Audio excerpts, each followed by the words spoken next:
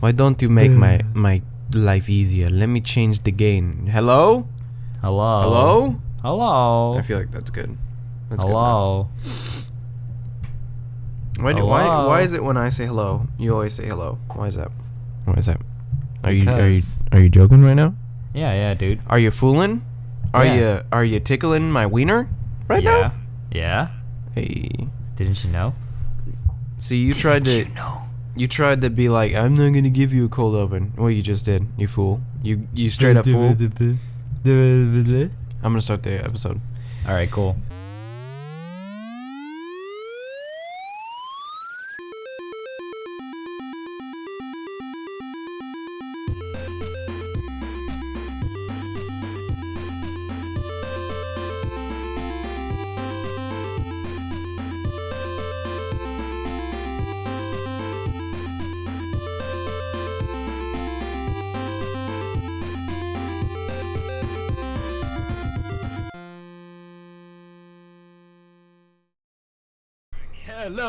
Hello, everyone. It's the next episode, PMG.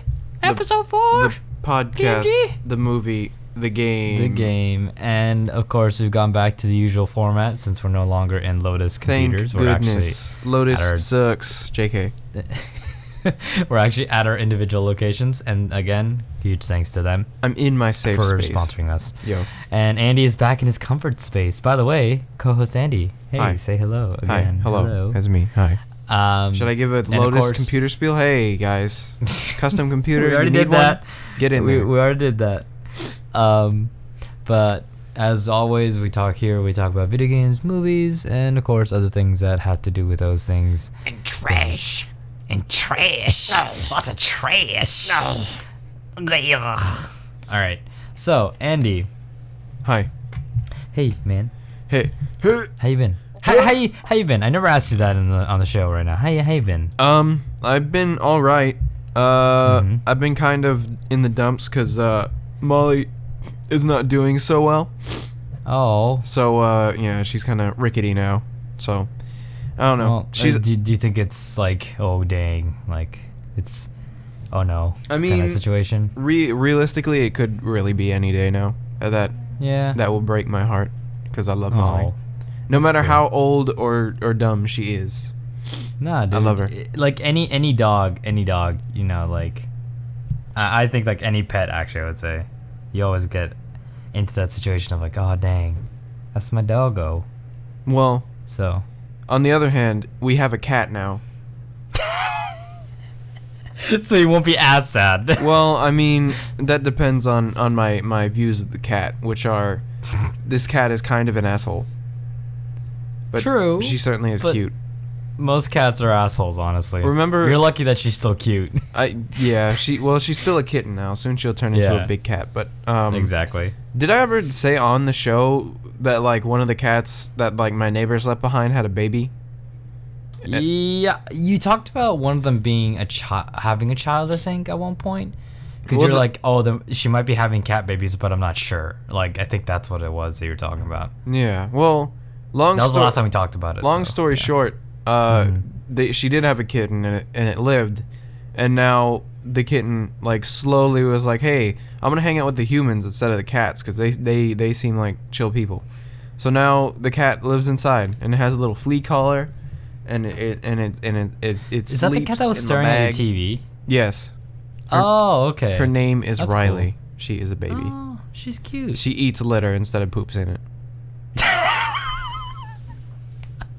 Yesterday, I was like massaging the litter box. I was like, ooh, don't you want to like get in this and take a shit? And she was like, oh man, this stuff looks pretty cool. She's just starting eating it. Like, God damn it, cat. You're dumbass. Yeah, but she's young, so I mean, at least her body can process it. Hopefully. She's just going to be shitting out rocks. Yeah, but the next couple days, ooh, that shit's going to come out real rough. But then, like, she doesn't want to go because there's no grass inside, and she's scared of the cats outside, so she's like afraid to goes inside. It's like been hammered into her mind that when she poops, she gets hurt, so she doesn't want to poop. Well, it's because she's been eating fucking rocks. That's how it goes.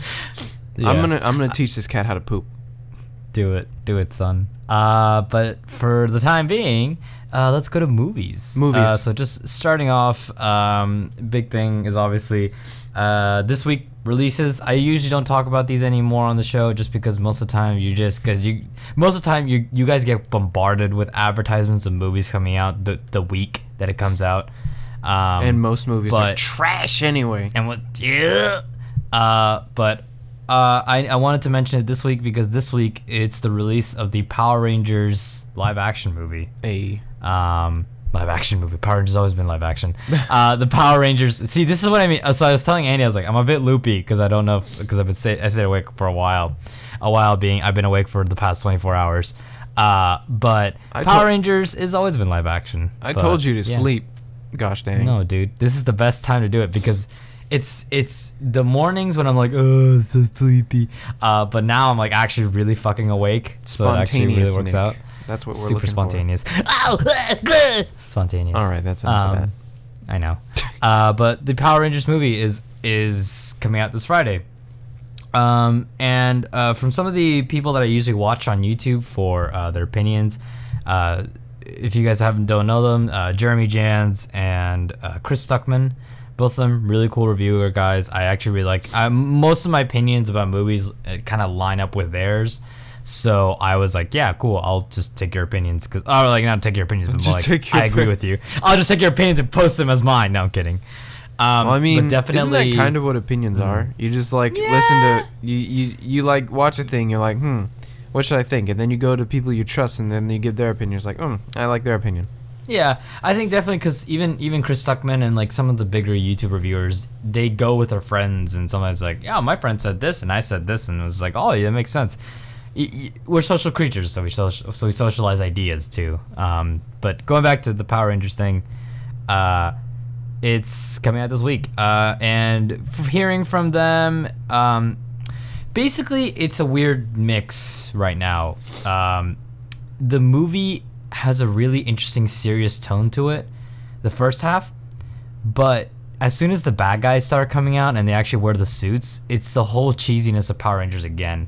Now, a lot of what Jeremy Jans and Chris Stuckman was saying were that it is so clashing. Like, it clashes so hard with itself to determine what the movie wants to be.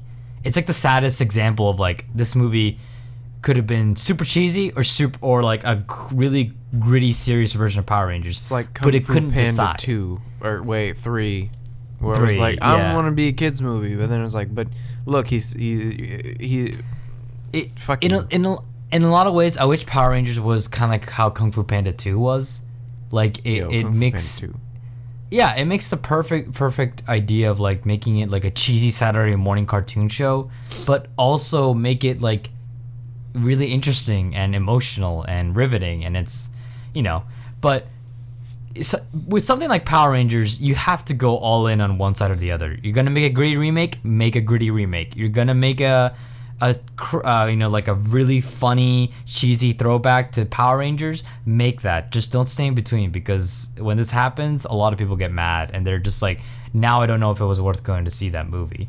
But that's basically the consensus I've been getting a lot from like these two reviewers that I like a lot, is that if the movie would just decide what side to take, it would be so much better on either side, essentially. Did they think it was bad though? Were they like, the movie sucked dick? No. It's definitely not like, oh, this movie is the worst thing ever. It's more like this movie is, it's sad, it's disappointing because it can't decide on a tone, and because it can't decide on a tone, it hurts the movie so immensely on the as a whole, essentially. It's thinking about it as like, if the movie is indecisive, and because the movie is indecisive, it leaves the audience uncomfortable. It's like, I can't tell what you're trying to go for. And because the tones are way too different, like nitty gritty reality versus cheesy, corny Saturday morning cartoon, it's so different that unless, if it was anything else but Power Rangers, if it was a totally different new thing that just happened to be similar to Power Rangers but isn't, then maybe. But because it's Power Rangers, it's so hard to be like, which one do you want to be, Power Rangers? Do you want to be this new serious thing, or do you want to be the old cheesy thing? I don't know. Yeah, I feel you. Yeah. So that's basically the consensus, but definitely go check it out if you're going to. As for me, I'm going to be watching a lot of movies. I need to catch up on a lot of movies that I haven't seen yet. So Like what? that'll be a thing. Like what? I'm going to see John Wick Chapter 2. Oh, I need wait, to I thought you see, saw that. Then. No, I didn't end up seeing it. So sadly, I didn't end up seeing it. I don't know why. I guess I just got really lazy and just never went over to see it. I need to go with people sometimes because like I miss writing reviews for my local newspaper because it forced me to go to the theater. Like I had a reason to go to the theater. And as much as I love movies, going to the theater sometimes is kind of annoying. You know, and you're paying $20 to see a movie that you're unsure as to whether or not you're gonna like it. True. Right. But so I have a little tipperino for you if tipperino. if your life ever leads you in a way in this way. People would like video game people would like write reviews of games that they played even when like they were like when they didn't have the job for it. So like maybe you could to like motivate you to go, oh no, the phone.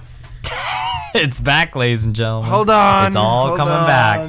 It's all coming back, and that's still gonna stay in the original cut. I definitely am sure that's still gonna stay in the original cut.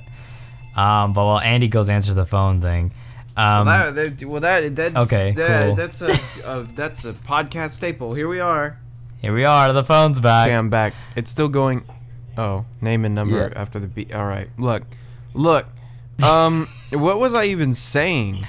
You're talking about something about jobs hold on. and like motivation to go see a movie. Okay, well, all right. So I've been left alone here. Okay, I'm back. They were leaving. God damn it! They were leaving. All right, we need to cut that. We should need to cut that part. That was like no, such a that was a good part. Everyone's gonna be like, oh, it's so endearing because they're back in their own places, and the phone rings, and then someone starts leaving a message, and it's like, all right, we may cut that out. Actually, no. I'm leaving it in. Fuck you. All right. What was I saying? Oh, people do reviews even when they're not done, so that way they can have references to like, oh look, I wrote this thing, and then be like, oh, there's a cool thing. I still want to feel motivated to go see them. I just sometimes there's parts where I'm just like, fuck, I don't want to go see this movie, or dang it, and whatever. But I definitely still feel like that'd be cool. Mm-hmm. Yeah, I mean, like, you could write reviews on the side, and then if you ever become, like, a famous movie critic... yeah, definitely. You could be like, look at all my reviews I wrote of old movies. And then it's like, they're good. Yeah, definitely. But the biggest thing, too, for movies is that... just before we go into what we watched together, Andy... Hi. So the reason I'm awake for more than 24 hours is I was procrastinating a take-home test. And while I was doing that, it'll also go into what I've been playing this week. But there's been did you hit up Quizlet? Did you cheat Areno? No. No. But the biggest thing was that I was watching a shit ton of trailers for movies that are coming out soon. And a couple of them were weird. Baywatch is getting a remake, which I didn't know it was. It stars Dwayne "The Rock" Johnson and Zac Efron, which is okay. And they turned it into this weird, like, it went from Baywatch to like heist movie Baywatch, I guess. Like something along the lines of like fucking, I don't know. What was that? Bad Neighbor. Bad Neighbor meets like Fast and the Furious. Like, I don't fucking know what's going on. It's really weird. And then the first, I haven't heard much about this, but then suddenly all of a sudden the trailer dropped. But the first trailer for Captain Underpants came out. Oh yeah, I actually watched that last night. Yeah, that I don't know how to feel about that. I watched the trailer and I was like, I can't tell if this is cringy or if this is like, bless you, if this is cringy or if this is like, maybe we should watch this, or like maybe I should watch this at some point. But I don't think I'm gonna pay money to go see this. Well, I mean, if anything. Captain Underpants. I remember Captain Underpants from when I was a fucking kid, and I was like, oh, I remember that shit. I watched the trailer. That was a great fucking trailer, or a great fucking book series. Like, thinking about Captain Underpants, like, from back then, from like, oh Jesus, I was like, what, in like 2nd grade or some bullshit. Yeah, actually around there, elementary school. Yeah. I don't know. It's not like I feel like the source material is more cringy than we remember because we were little children. Yeah, and I definitely think so. And I think the biggest aspect of why I like Captain Underpants was, I don't know, Captain Underpants, I guess, was like, for a kid, it was like reading your first comic. I don't know. Yeah. It was like this really awesome like little comic that, and the thing was most relatable was that this was done by kid characters. Like they really were kind of like, you know, your age kid characters that were trying to make up things as you go, and like on top of it, they had hypnotic control over the professor, you know, and as a kid you always had that one professor that you really just didn't like kind of the grumpy adult. And I don't know, it just brings up feelings of nostalgia, if anything. And I think maybe, and I think maybe I don't find it as cringy, like how you said, Andy. Maybe I don't find it as cringy just because we just don't remember how. I think the humor for Captain Underpants is a lot cringer than we remember it to be. I think that's the best thing to say. I think it was a lot of toilet humor and like, well, I mean, you know, I Captain Underpants, a common purveyor of toilet humor, but what's it called? I don't know. I bet if you went back and looked at it today, it would be a hard read. Oh, I got a text message. Isn't that funny? What's it called? Where am I? Hello? Cat? Captain Underpants. Cat, wake up. Oh, okay. Yeah. You get more lost than I am. Look, dude. I had a comeback, but it's gone. Anyway, I don't know. I bet I think that this movie would, because one of the scenes in the trailer I actually remember from the book with like the giant toilet fighting. Yeah. I was like, oh, geez, I remember that. Yeah, his nemesis in one of the later books that the author released. So it's interesting because I think it'll probably be really faithful to the source material, but at the same time, like, how many kids today are reading Captain Underpants? And I don't. You may get the millennials, the snake people, to be like, I remember Captain Underwear, and I like fucking Kevin Hart and that other dude from The Hangover, whatever the fuck his face is. And then they will go in, but I don't know. I don't want to see it. To be fair, I got a chuckle out of it, like rewatching that. I don't know. Something that was really cool about watching it was seeing the characters like in 3D, like their animation for it, and it's pretty faithful to what was pretty faithful was like a lot of the comic stuff. Like there's like one of the cool parts that I liked was like whenever Captain Underpants was like flying around, they had like the lines and marks and everything of like a superhero flying through stuff. And I don't know, I guess it just reminds me of like reading the books as a kid. And I definitely, if I picked it up now, I would not enjoy them, like not nearly as much as I did when I was a kid. Yeah, it's meant for kids. And you know, I guess that's a common argument for like animated movies. Yeah. Movies. So like people are like, oh, geez, why are you? I mean, you're criticizing an animated movie? It's for kids. I don't know. Yeah. I don't know. I think Captain Underpants, at least this one, which by the way has the cringy subtitle of the first epic movie. Great. Epic. I love it because the announcer doesn't even mention Captain Underpants, the first epic movie. They just say Captain Underpants. That's it. I think they know that, like, I think the producers wanted to make a franchise. Wanted to put the subtitle on the movie. But I don't know. I think it'll be interesting to see. Definitely. You know, maybe it'll be interesting to see how it shakes out. Yeah. Shakes out. It's Underpants. Hi. Talking about another kind of like nostalgic kind of feeling. The people of Wallace and Gromit have released a new trailer for their new movie called Early Man. Early Man will star Eddie Redmayne and Maisie Williams. Obviously Eddie Redmayne coming off of his super huge role in fucking Fantastic Beasts, and of course Maisie Williams now in Doctor Who and on Game of Thrones.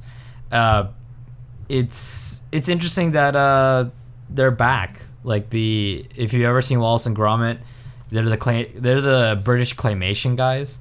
I actually watching the trailer. I really miss that claymation stuff. Like you should, like it's something of a lost thing, I guess I would say. Yeah. You know, Wallace and Gromit is not the pioneers of comedy or whatever.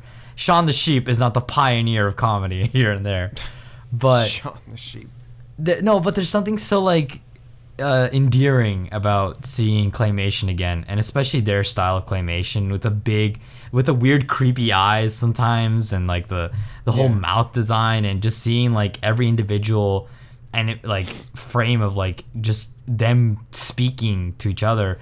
I don't know, it's just fun, and the offbeat kind of dry humor, like the trailer has it's literally early man, like actually like prehistoric man, and it's I think it's Eddie Redmayne who voices him, but it's him trying to hunt down this rabbit, and as he's about to hunt him down, like this is epic music kind of in the background, and Eddie Redmayne's character turns around and is like, "Will you guys stop that?" And like he looks, and there's like an entire band of like early people, like Neanderthals, all playing music. Then they're just, oh, sorry, we didn't mean to. I'm sorry. And the rabbit just turns to be like actually like fucking insane and rabid. So like they all start running and do this like little like I would say like almost like it feels like Life of Brian. Like it's weird. It feels like Monty Python all over again. But in like claymation form. And it's interesting. I don't know. I'm excited for Early Man. Well, it's yeah. Monty Python and they both have the British style of humor, which Exactly, I yeah. enjoy. And it's something like Kubo, which hopefully won't be that bad. Which hopefully will make more money than Kubo. I mean, I doubt it, cause like people, I don't know, people nowadays want to see like, not necessarily action all the time, but like I don't know. I think claymation is kind of gone, cause like that style of movie is really endearing and cool, but you know, no one went to see. It just doesn't make money. Yeah, like I don't think people are interested anymore. They want to see like the CGI and stuff like that. They want to see the new Smurfs movie. Yeah, Early Man isn't coming out till 2018, so it makes sense why it's like, because I think the last Wallace and Gromit movie, which came out in like 2008 or something like that, it's been a very long time since this kind of movie came out. Well, but no, they did that Shaun the Sheep movie. I don't think. Oh yeah, they did Shaun the Sheep movie. I don't think that did true. gangbusters though. No, but it was actually rated pretty well, surprisingly. Oh. A lot of critics liked it. Yeah, the Shaun the Sheep movie got like, oh god, I don't remember. It was like something ridiculous. Like it has an 81 on Metacritic right now. And that's it's from not the a 98. critic side. Yeah, 9.5. But I don't know. I really do. I really want to go see this because I really do enjoy like, I really do enjoy this kind of movie style. I don't know. There's something so nice about it, and like, I always get a good chuckle out of it, as creepy as some of the characters may look, sometimes. Shout out to Chicken Run. Fuck that movie. Oof, God, that gave me nightmares as a kid. Yep, that was a bad one. That was a bad movie. But another movie that we talked about last week, but I didn't see the trailer yet for it. But now I saw it. I saw the trailer for Coco, for Disney Pixar's Coco. Yeah, Coco. What do you think? I hope that that's not the music for the movie. What the? In the second half of the trailer, there's this random orchestral music that comes out of nowhere. Like it sounds like Beauty and the Beast for some reason to me, and it's like, oh, they're all there. Maybe they're all real. And like this little kid, by the way, the Hispanic kid is giving me like, I'm getting like small heart attacks because he sounds kind of bad, and I'm not sure as to whether or not this is gonna be good. But you know what? Surprises are everywhere. Bless you. Bless you. I'm sorry for all the sniffles and the sneezes. It's pollen. Yeah. There's pollen everywhere. Spring. Yeah. I hate Florida. And I think Coco. I don't know. Coco has potential. I like the way that the story's playing out. I guess I would say. Like that whole little shrine sequence was very nice. It was a very nice kind of like, ooh, like look at the visuals and like look at that stuff, and it's you know, it's that Pixar like, ooh, like this is the kid looking up to his hero kind of sequence, which there is a lot of that in Pixar. I gotta tell you that. But I don't know. Coco looks cool. I would say Coco looks cool. Yeah, I hope it. I hope it is good. It is one of the good I like the Pixar doggo movies. in the story, especially. Like I just remember the dog was like falling around, and I was like, "What is this dog doing? What's wrong with this dog?" Dude, I love the dog because like once it gets up, he has the same face as the Finding Dory seal. That's what I remember. yeah. I was like, "Why does his face look familiar?" Yeah, it's the Finding Dory Fucking- seal. They're just like, "Oh, get off the rope, get off the rope." Greg, was it Greg or I think it was like Greg, yeah, something like that. off? I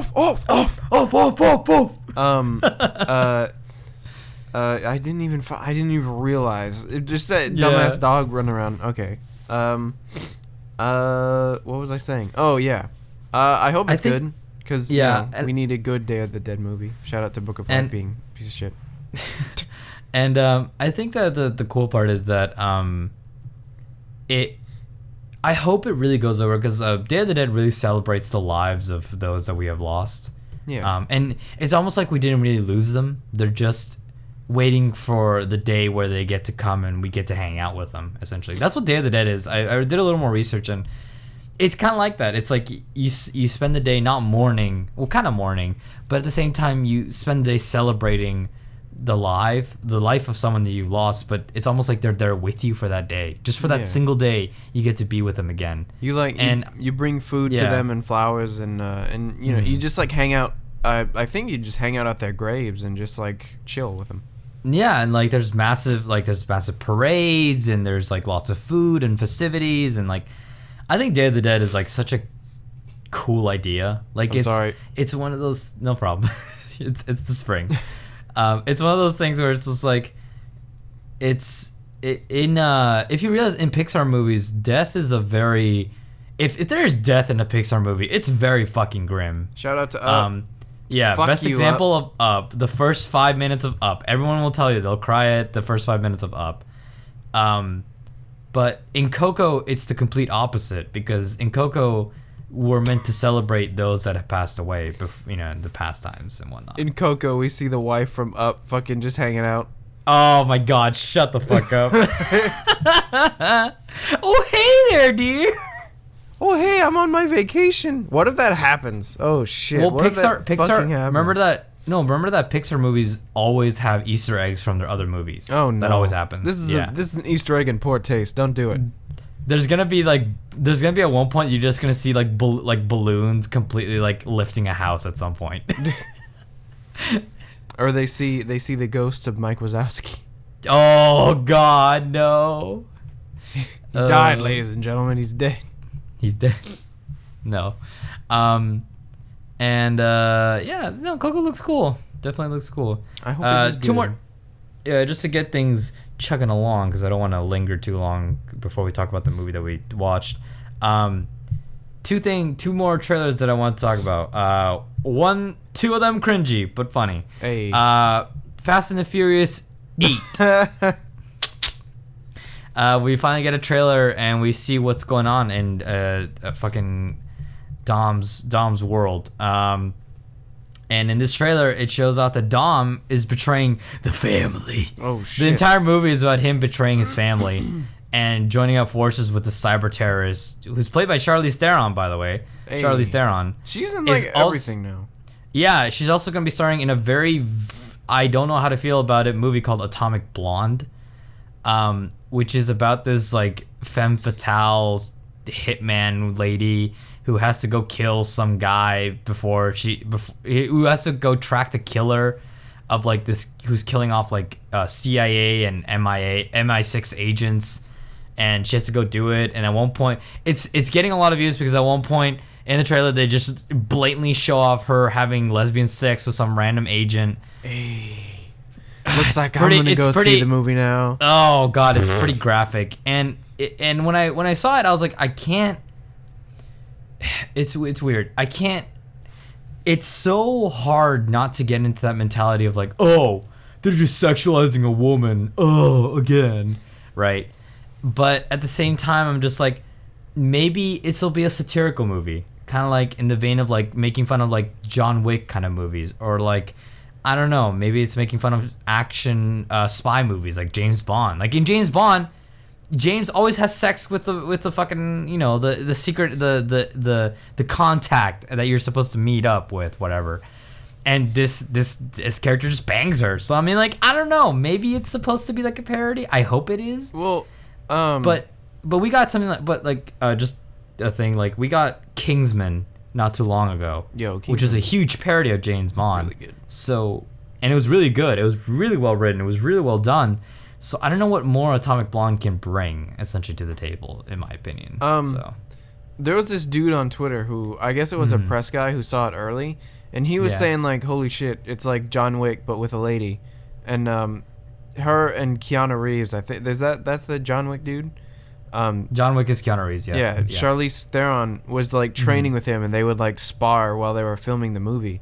So I think and obviously, I mean, I don't really know anything else about the movie. Just like this dude was like, "Holy shit, it's so good." Yeah, I think it's supposed to be a John Wick style action movie, just with a female lead rather than a male lead. And I mean, it feels like I can't speak on the lesbian sex, but maybe it's an organic relationship, and it's not just like, "Oh look, guys, two girls banging," right? Andy, you might want to go watch the trailer because it's pretty hard. Once you see that, it's really difficult to make that argument. Yo, I'm gonna watch the trailer later. Am I right? Am I right? Oh, am I right? With the old wiener in the hand. Am I right?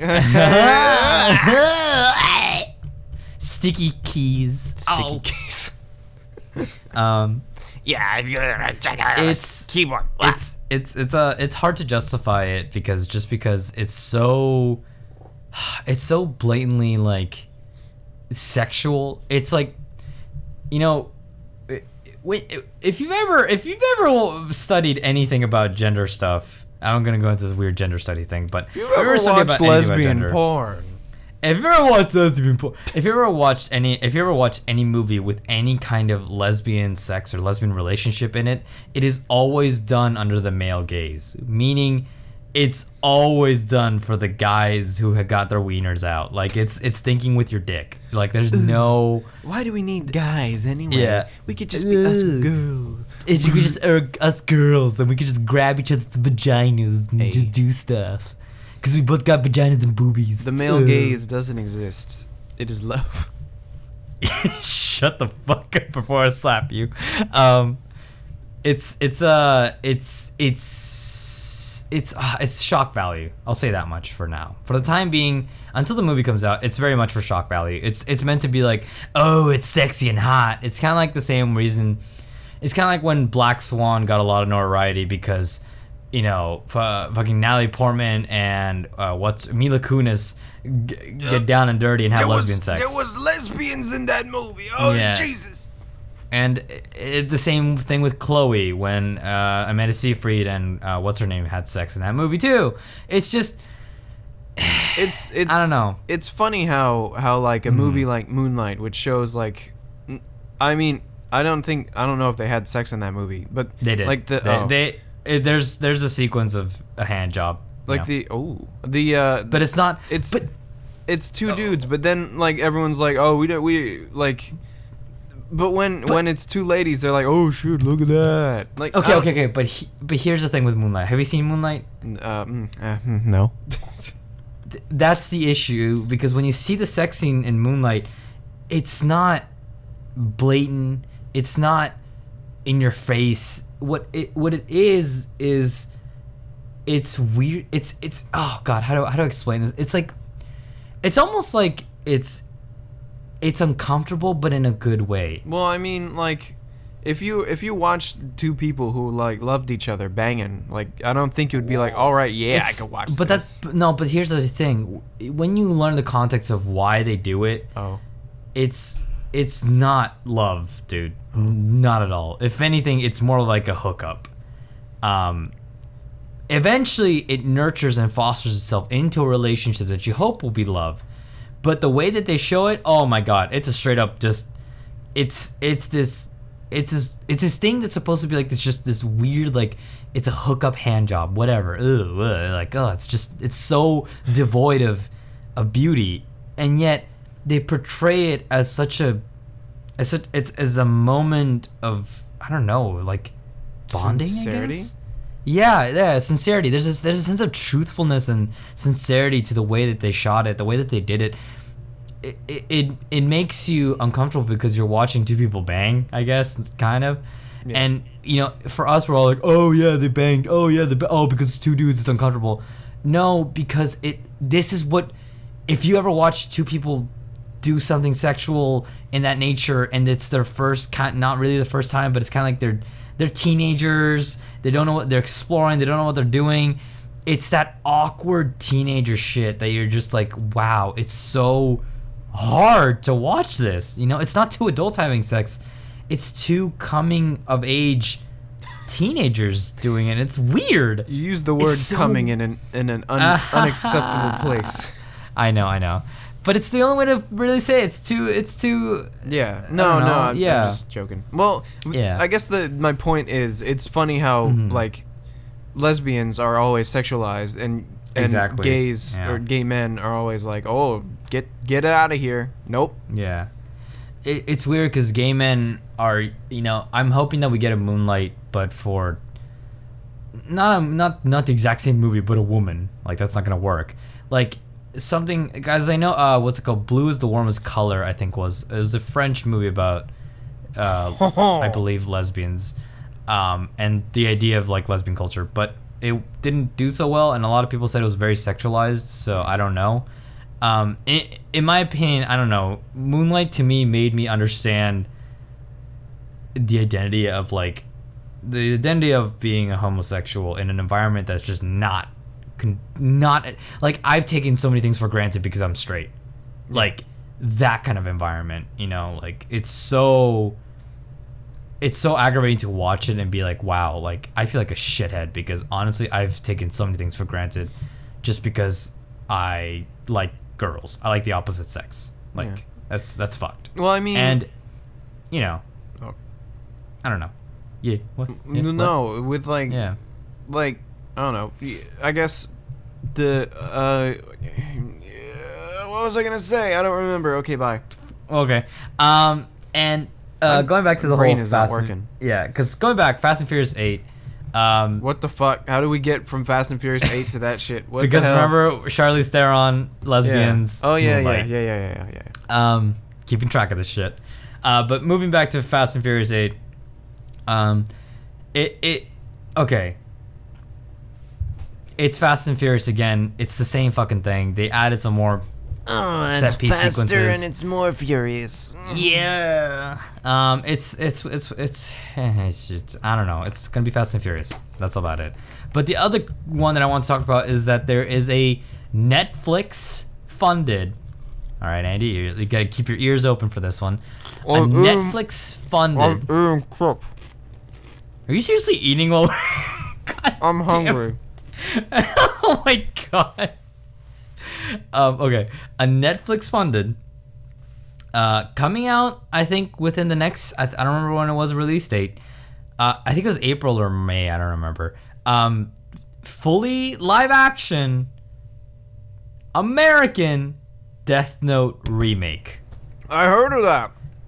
Yeah, I watched the trailer and it was so fucking annoying. Oh. I was waiting for good, bad, amazing. No, awful. this is exactly what I would expect from a cringy live action American Death Note remake. It's got everything I could ever ask for. It's got cringy teenager stuff. It's got cringy teenager angst. It's got a lot of dark shadows and Death Note things and whatever and all these things, and it's got the trailer headlines like the international phenomenon now. I just and of course CG with Roke what's it Roke? I fucking don't remember. Looking like a piece of dick. But it's whatever. It's fine. I'm fine. A piece of dick. I like that. Yep. What was I gonna say? Oh, people munch. Look, dude, I'm hungry. I can't think. I'm sorry. I realize this is dumb, but hey, it's for the comedy. I know. What's it called? People see Ghost in the Shell and they're like, ooh, let's make more. Let's do that. Yeah. I don't know. it's so unnecessary, and there's already a drama series, so like a movie would not be any better. But whatever. Everyone's on that kick where like, ooh, let's take something animated and old and make it live action and new, like that Lion King movie that's gonna star like the same voice actors except for the dude who did Simba. He's gonna be Donald Glover now. Oh dang! I think. Well, there's also the Little Mermaid. Little Mermaid also got a trailer. Actually, oh yeah, I didn't watch the that live trailer. action Little Mermaid. Yeah. Since Beauty and the Beast is probably doing, it's probably doing nutters right now. Let me just check the. Do you just use the word nutters? Yep, Are you I'm very, very, British? very tired. No, I'm just very tired. Okay. Beauty and the Beast in its first week, just in America, just in the U.S., grossed $170 million. Oh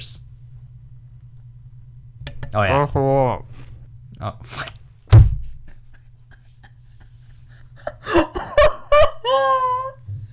Maybe we should have recorded another day. Oh my god. We're perfectly good. You're stuffing your mouth with food. I'm done though. That's why I did that. I'm done. Oh my god. A little ASMR for the fans. You just cut that out. God. All right. I ain't cutting nothing out. This is comedy God. gold. Yep. So yeah, I don't know. You are right though. Like with Marvel being such a huge success, why not revive old series or old animated series, old comics, old anything that is old? I mean, like we're on the nostalgia trip. We're still on that nostalgia trip. Yeah. We're still getting Kong Skull Island. You know, we're X-Men stuff. Power Rangers about to come out. Well, but as we were talking about it. They're doing. See, look, now I'm 10 times better. I'm coherent now because I ate food. They're feeding off. You of, had no time to process. They're feeding off of the nostalgia from like the millennials, the snake people. And it was, since like the old guard, they're not really gonna see movies anymore. I'm gonna go golfing, or whatever old. I'm gonna play shuffleboard or whatever the fuck. And I guess I'm not really. What's happening? Hello? Yeah, oh yeah, he's totally on track, ladies and gentlemen. He just ate and he's totally on track. They're using the nostalgia of the snake people, and then they're also marketing to the kids because it's like a kid's story. It's like, ooh, remember when you saw this as a kid? Well, now you can take your kid, you fucking moron. Give us more money. Yeah. So now every movie is nostalgia now, and it's like, stop, make something new. Well, that's why we have to get things like Coco, and we get things like the new Moana. Yeah, Moana, and we get things like Get Out, the horror movie by Jordan Peele, Early Man, and it's there are things that are trying to beat out that that nostalgia train, but it's so, how do you compete with that market? You know, that's the thing that is that they're struggling with, is like, well, I don't want to go see Cuba and the Two Strings. I want to go see fucking, the Ratchet and Clank the movie. Ratchet and Clank. No, God. Despicable Me 2, right? It's like there's no rhyme or in this. It's such a dangerous time of innovation for movies, because people want to innovate, but they just end up saying, "Oh, it's like this movie, but modern." Whoa, right? It's hard, right? It's very difficult. To live action Aladdin sometime soon. Yeah. Pirates of the Caribbean Dead Men is coming out soon. Dead Men now.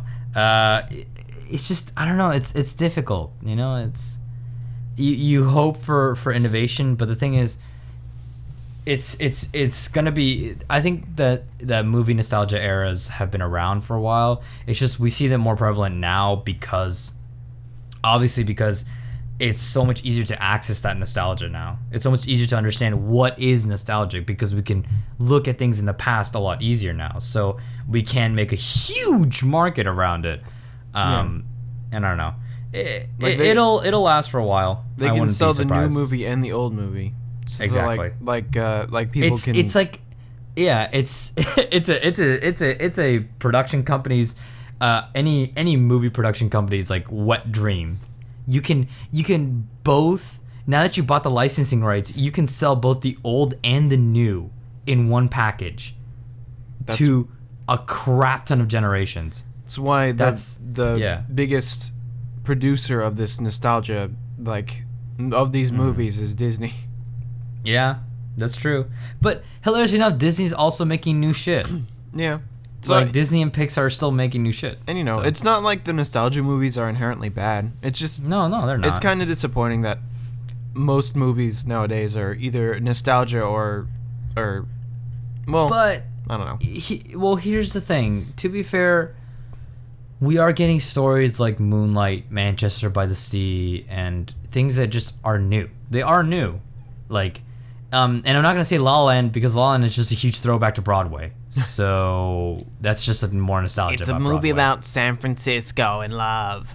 Yeah, it's Broadway musical nostalgia. Like, I don't know how else to say it. But movies like Moonlight and just things, there are movies out there that are trying to innovate. It's very hard for them to stand out if they're not just like, if they're not Oscar, they're just part of the mix. They were just part of that mix. And that's not saying, oh, it has to be Oscar material to be worthy. No. That's literally how people advertise it nowadays. Like, you can't go and see, oh yeah, this could be an Oscar movie. And like the brand, like, people say like, oh, is it a Disney movie? And then they'll be like, no. And it's like, well, why the fuck should I care? I love Disney. Exactly. Is it a Pixar movie? Well, why should I care? Like, it's like, is it a DreamWorks movie? Is it Shrek? Is it Shrek 6? And people ask like, oh, where's the innovative movie? Where were you in Kubo and the Two Strings? Like I'm sorry, but where were you? Like, there are movies coming out. It's just, if people don't dig, you won't notice them.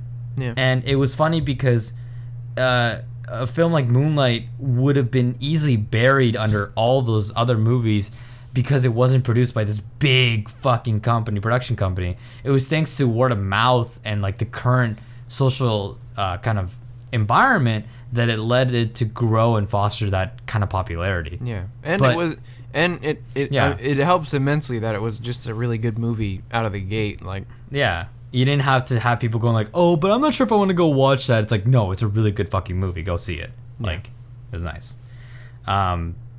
But I think that's it for trailers and stuff like that.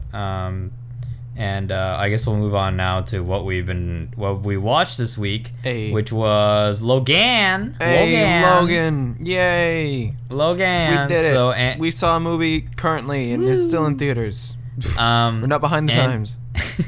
Andy and I and Adrian and Catherine, we all went to go see. Adrian and Catherine are mutual friends. We all went to go see Logan, and I personally really liked it. It was funny. Adrian and I really liked it. Catherine did not like it at all. What? Really? And yeah, she found it kind of just long and kind of unnecessary. Aww. Yeah, it was kind of sad.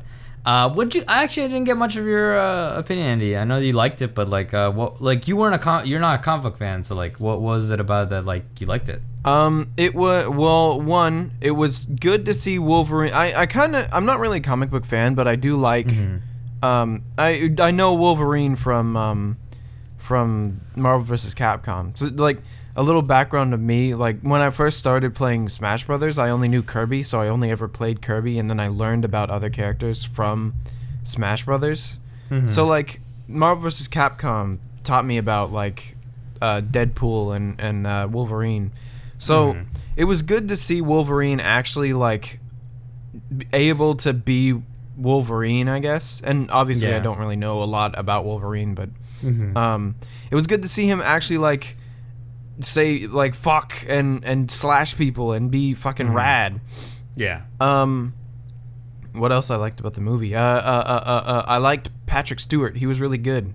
Oh yeah, he was fantastic. He was really sad, and like we're not gonna spoil anything, right? We're keeping it. Yeah, we should probably keep it spoiler free because it's still in theaters, so people can go see it still. Yeah, and what is it? It's like it's fifth week in box office. I don't know. Either way, it should be. I think it's third week, I believe. Oh, it's only third. Wow, we saw this movie early. Shit. Maybe I might be wrong. I'm gonna go check right now, but keep talking. Yeah, it's third week. Yeah, it is the third week. Yeah, so no spoilers, but you know, Patrick Stewart, he played really old Professor X, and it was cool to see like how he was this like fucking, he like had all the plans, and he was the big dude in the other X-Men films, but then now he's like, oh shit, I'm old now, and shit sucks when you're old. And then it was really dour, and it was kind of a downer movie. Like if you want to go see a movie and be like, oh yeah, that was a fun, cool romp of a movie, that was action and swag. This movie is like, I likened it to Metal Gear Solid 4. Like with old Snake. Old Logan is like exactly like old Snake.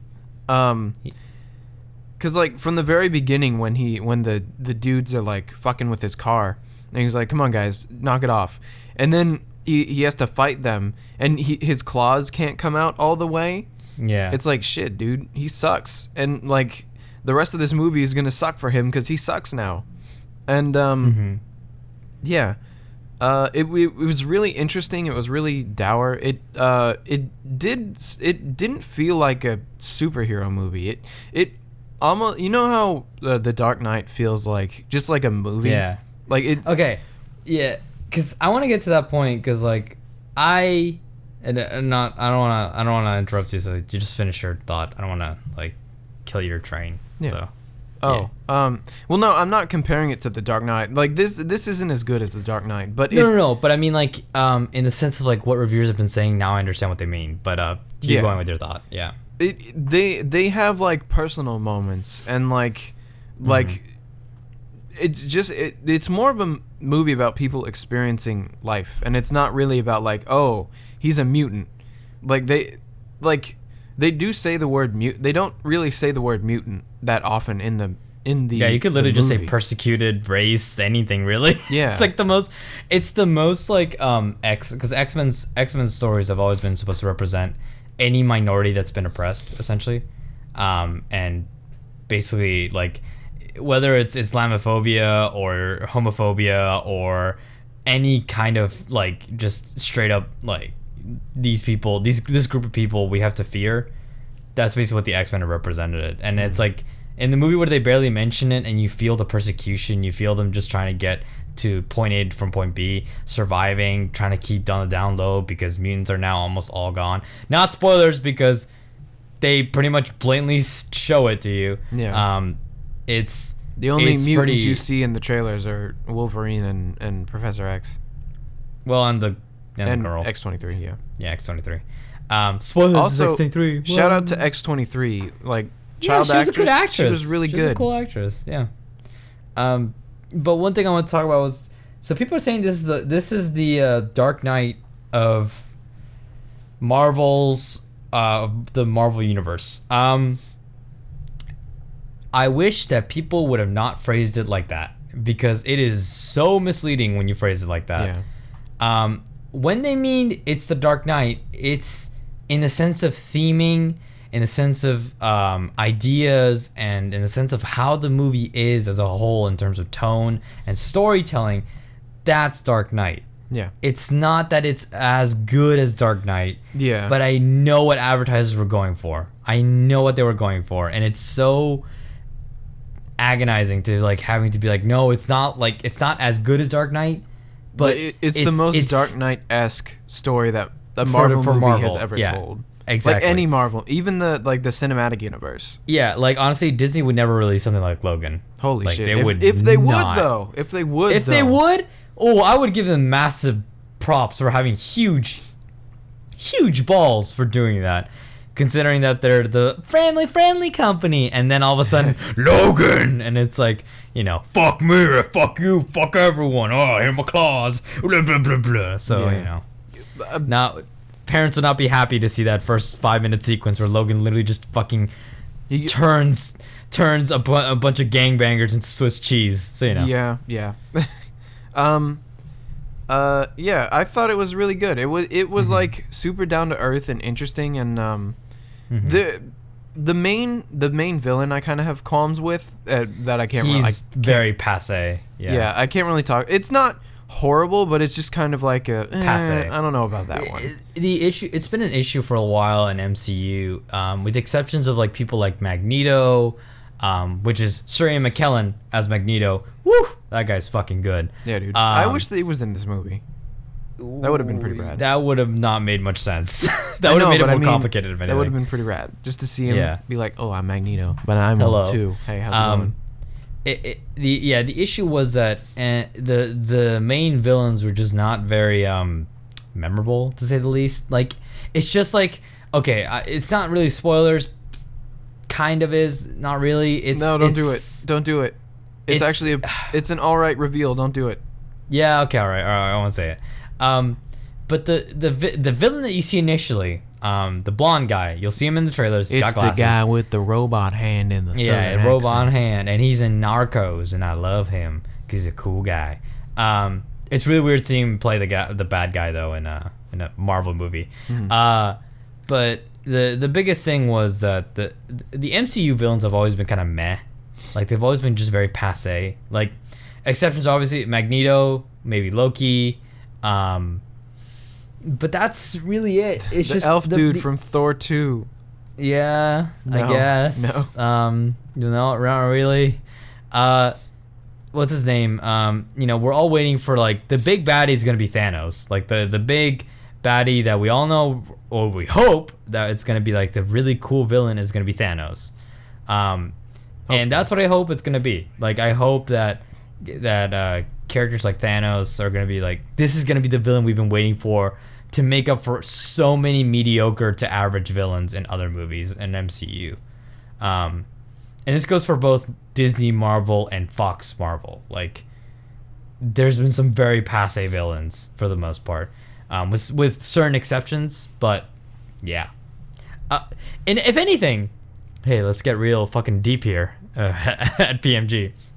If anything, the biggest villain of Logan was himself. Yo, I was gonna say that. Like, the villain is like age, I guess, because like Professor X is super old, and Logan is like super old, and like they can't do what they used to be able to do. Yeah, and like you still get the action from like X-Men movies. Obviously, it's better now because they don't have to hold back. Yeah, but yeah, it's not really a story about good guys and bad guys. It's more just wanting to tell like a story. Yeah. If anything, it's the story of like time catches up with everyone. Like, no matter how super powerful you are, no matter how, for people who don't know the comics, Professor Xavier is one of the most powerful psychics ever born. He is extremely intelligent, and on top of that, he's extremely powerful. And to see him relegated to essentially how he likes to call it, a medically castrated, senile man, is depressing. It's by far one of the most depressing things you'll ever watch, but it's amazing how it makes it so much more amazing that there is that still you can see it in Logan whenever Hugh Jackman just makes that like I'm angry face. You can see that spark of like the old Wolverine coming back, and he's like, oh, he's gonna go into that berserker rage that we all love. Big thing I don't like. The biggest issue I didn't like was the reveal of one of the villain's pawns. We'll just call him like that. He makes his big debut at the farm. We'll just say that. Andy knows what I'm talking about. No more else. Yeah, no more. But what I'm gonna say is that was disappointing. Maybe maybe because I'm a comic book fan now, and like reading up on Wolverine's villains. Oh my god, really? That's what you went with? I don't know. It's whatever. Whatever. I love the reveal of the villain, but I didn't really like the villain itself. Yeah, the villain was... I didn't even like the reveal of the villain, honestly. He was just kind of... I wasn't expecting it. Really? Yeah. I don't know. Maybe... I don't know. I guess I was enthralled. Yeah, I guess for me, I've watched too many movies. There were other things happening in that scene where I was like, oh, Jesus, no. Yeah. Oh, no. Yeah. One thing I didn't really like too much, and like the beginning of the movie and like through as they go on, it starts out really good, but then it kind of speeds up really quickly at the end. It's just like, oh geez, we have this problem. All right, let's just go solve the problem now. And then they just do the thing. And I guess it makes sense story wise. And like I would say because by that time he doesn't got a lot of time left. Yeah, he like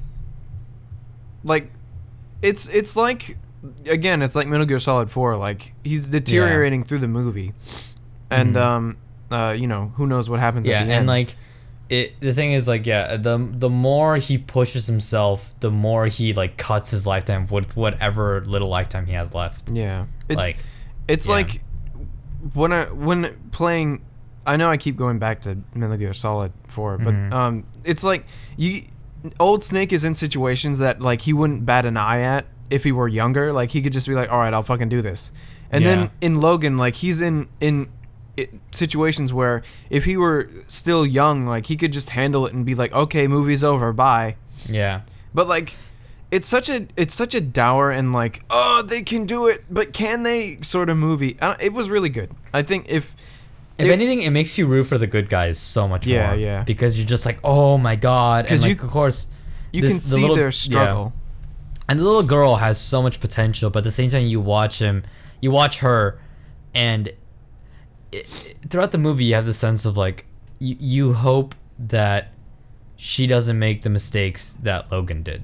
Yeah. And that the new peeps, I'll say that much, and I'll shut the fuck up because I almost spoiled everything. But we'll just say that the girl becomes an important point for Logan in terms of his character and story. Yeah. And it makes him so much more than just a killing machine. And that's the really cool part. And it's interesting because like, you know, you have these super powerful characters who are like old and senile now.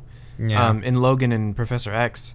But then you have this super strong new mutant who is X-22. Her name's Laura, I think.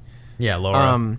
But like she's still a kid, so like you can't just sick her on the bad guys and be like, all right, kid, fucking go get him. She's still small and like she's still young, so she can't deal with all the problems alone. So it's interesting. Oh geez, let me just drop my phone. Nice. It's like it's like the dichotomy I have in my house right now. I have the very young baby kitten, and then I have the old senile dog. Old senile dog. But yeah, it was really good. It's definitely really cool because at one point, what's up? What happened? Hello? Oh.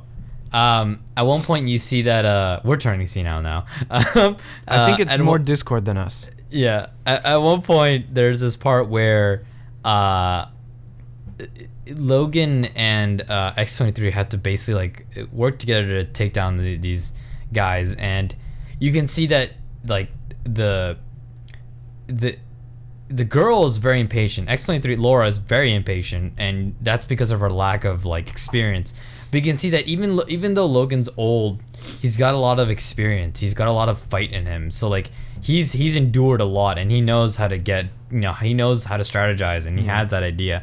And it's just really cool to see the old and new kind of get together and get along. And yeah, she's like the old fierce Wolverine, like jumping on people and slashing, and then he's more like he's more prodding and slow, and like he'll come in when they're distracted doing something else and like slash them up. But it was really cool. It had really good action. The villains were kind of big, but that's it's most not Marvel really movies. Yeah, it's not really a story about villains. It's about Logan and about like this struggle that he's in one of the most now. titularly accurate movies. Yeah, it's like at the end. What was this movie about? Logan. Yeah. Well, look at that. Fucking. well, look at that. Well, that's a dang dong movie that done did a dang dong. Yeah, diddle dang, and yeah. Anything else you've been watching, Andy? Or have watched? No. I will say though. No, I won't say. Never mind. I'm good. Okay. Well, tomorrow I'm gonna be watching a bunch of movies. I'm gonna start with the Magnificent Seven remake. I'm gonna watch The Accountant. I'm gonna watch Jack Reacher. just a bunch of movies to like catch up on action movies that I've missed. But the last big thing is on Netflix they added this new show called, I think it's called the, oh god, what was it called? I think it's called the Samurai Gourmet. Samurai Gourmet. It's a Netflix funded show. The Samurai Gourmet. And let me just give you this. So, recent retiree Takeshi rediscovers his passion for food and life by getting in touch with his inner warrior and eating what he truly desires. I am super excited to dig into this show. It's a pun. I am super excited to get into this show. It's a Netflix original TV show. Netflix original TV shows have not failed me yet. Shout out to Iron Fist. Iron Fist. Haven't seen it yet, but I've heard so many meh things. I'm not excited to see it. Shout out to 6s and 7s. Nice. Hey. I am super excited to see this series because, again, I've been recently on a. Stop snorting so much cocaine, Andy. Okay, we get it. We get it. You have a problem. We get it. You have a problem. You don't gotta vocalize it to everyone. Okay, keep going. I'm sorry. Yeah, rehab. But it just gets him clear. Was it Clearsol? Clearsol. I took my allergy pill. If I take another one, I'll die. But what's it called? Samurai Gourmet looks super exciting. I'm excited to just actually watch it and just really, really get into it. Oh, and if it's disappointing, I'm going to kill Andy. But you know, please and thank you. And the other one I was gonna start watching was recommended by my friend, and it's called Peaky Blinders. It's a kind of show based in 1919 England, essentially, and it's about this crime boss who basically it's a startup. It's the start of a crime boss all the way, like chronicling his life as a crime boss, like starting from like the low runs to like actually being like a big boss and having his own like actual mafia family in like 1920s England. Piggy Blinders, see. They all talk like kind of Cockney accents too, like, oh, all right, you're not gonna do it. It's great. All right, you little bastard. Hello. Yeah. It's me, Piggy Blinder. I'm excited to watch both those. So you're not gonna see me around, just not gonna see me. Stay safe. Stay safe. Stay safe, folks. Before we move on, though, why are you done? Or no. Yeah. I'm not asking that. Like, are you done? Are you done? Are you done? You piece of shit. I don't like your conversation. No, I mean, like, I don't want to interrupt. Yeah. No, I'm good.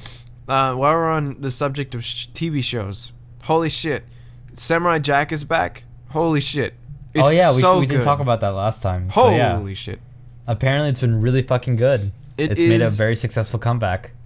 I really loved Samurai Jack as a kid, but then as I've grown older, I've gotten more cynical, and I'm like, they spent a lot of the jokes are kind of weird and cringy, and they use a lot of recycled animations, and the whole he slashes like 19 times just to fill in like episode length kind of sucks. Yeah. Yo, this remake, holy shit, it's fucking good. Yeah, I heard it's not only like superb in terms of like bringing back what Samurai Jack was, but they make it like hella darker now because now they're on Adult Swim, so they can like do it. Yeah. They can like really fucking like go crank it up to like the 9th level. The animation, it looks like the old animation, but it's been like you can see their improvement over time. The stories are really dark. They don't pull back any punches. Like they straight up kill people now. And not that that's a plus, but just like they had to hold back a lot of like things that could have been really good. It's good. If you even like passingly liked Samurai Jack in the past, you're probably gonna like this. It's so good. And I heard also because even though they got some serious stuff, the humor is back too. So like Aku was back in this most recent episode, and he was having a pretty funny scene. But rip Mako, he's not the voice actor anymore. No, he died from lung cancer. So. Yeah. So that sucks. Don't smoke cigarettes, kids. He is missed. But his replacement does pretty well. It's the same dude who replaced him for Uncle Iroh. So You know, it's not like, oh Jesus, his voice fucking sucks now. It's just it's good, but it doesn't feel the same. Yeah. And honestly. they ditched the diatribe at the beginning. Long ago in a distant land. I mean, it was because it was a Saturday morning cartoon, so like, Yeah. what could you do? Although Yeah. they have a new diatribe now, which is not better but cool. Awesome. Yeah, I'm definitely gonna check that out actually this weekend since it's only been like 3 episodes should. out. It's so good. And I lost him. Oh, no, you didn't. I'm here. Hi. Well, Wait, did you actually shoot. lose me? No. Oh. Should we go to a break right cheat now? me. Yeah, can we do a breakerino? All right, let's do a breakerino But right now. Through the magic of editing, it'll seem like there was no break at all. Transition.